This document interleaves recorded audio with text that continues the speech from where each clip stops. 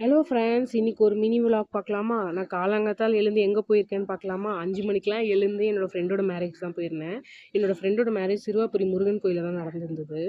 So அவளை பார்க்கறதுக்கு தான் போயிருந்தேன். என் ஃப்ரெண்டும் நானும் போயிருந்தோம். போகிற வழியெல்லாம் ஒரே பச்சை பசேல்னு இருந்துச்சு. ஸோ அதை தான் வீடியோ எடுத்துகிட்டே போயிட்டுருக்கேன். வீட்டிலேருந்து 6 o'clock கிளம்பிட்டேன். போகிறதுக்கு 1 hour ஆயிடுச்சு. அங்கே போய் ரீச் ஆனதே 7:10 சம்திங் தான்.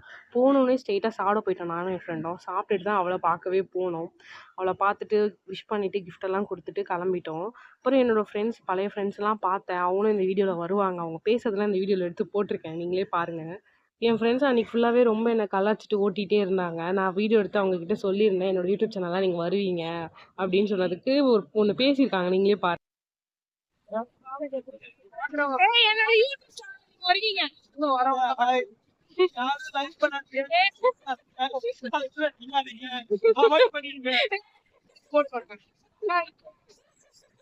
என் ஃப்ரெண்ட்ஸ் என்ன சொன்னாங்கன்னா, லைக் பண்ணாதீங்க, சப்ஸ்கிரைப் பண்ணாதீங்கன்னு சொன்னாங்க. ஏன் அப்படி சொன்னாங்கன்னா, அவங்களுக்கு நான் ஃப்ரீயாக கேக் கொடுக்கலையாம்.